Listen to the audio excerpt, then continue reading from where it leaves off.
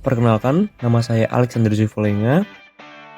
Semua perkenalkan, nama saya Kopa Binsaran Munapa Susiagi. Halo, perkenalkan nama aku Muhammad Ariel Gunaraga.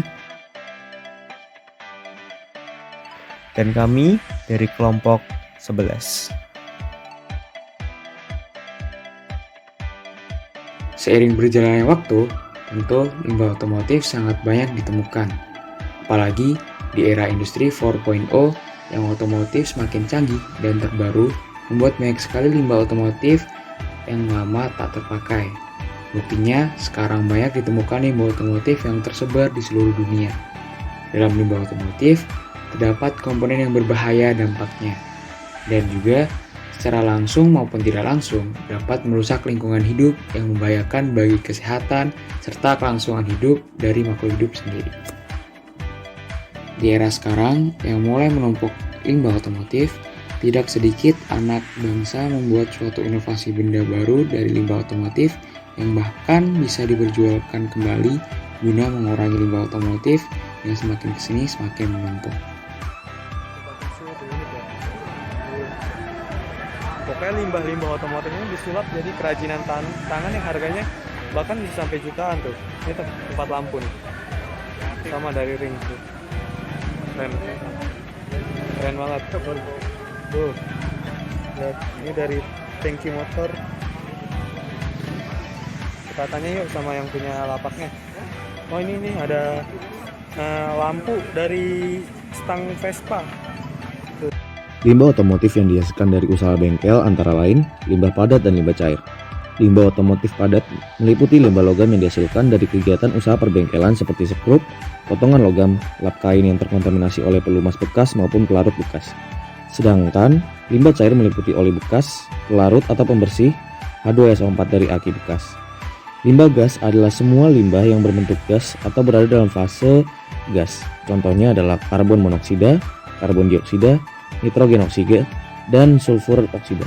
Semua ini adalah hasil dari proses kegiatan produksi yang berbentuk gas dan dapat menimbulkan pencemaran apabila tidak dikelola dengan baik. Limbah gas atau biasa disebut 12 pencemar udara, yaitu adanya zat atau bahan dalam jumlah dan waktu tertentu sehingga dapat menimbulkan gangguan terhadap makhluk hidup dan tumbuh-tumbuhan. Salah satu contoh nyata persebaran limbah otomotif dapat kita lihat di Provinsi Makassar. Kota Makassar merupakan kota terbesar keempat di Indonesia setelah Jakarta, Surabaya, dan Medan. Kota Makassar adalah kota terbesar di kawasan timur Indonesia dengan luas areal 175,79 km persegi dengan penduduk sebanyak 1.112.688, sehingga kota ini sudah menjadi kota metropolitan. Sebagai pusat pelayanan di kawasan timur Indonesia, Kota Makassar berperan sebagai pusat perdagangan dan jasa, pusat kegiatan industri, pusat kegiatan pemerintahan, simpul jasa angkutan barang dan penumpang baik darat, laut maupun udara, dan pusat pelayanan pendidikan dan kesehatan.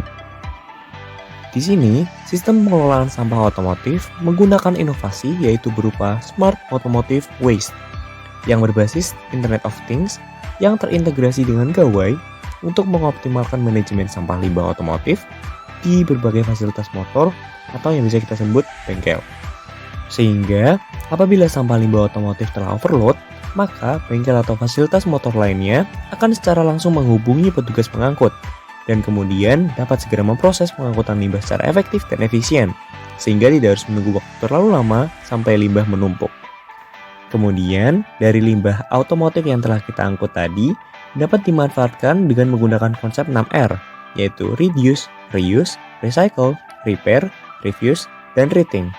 Yang juga kemudian limbah tersebut secara ofisial akan memasuki yang namanya circular economy, yakni di mana produk limbah ini dapat dilanjutkan ke perputaran selanjutnya hingga tidak meninggalkan sisa dan tidak merusak sistem lingkungan industri.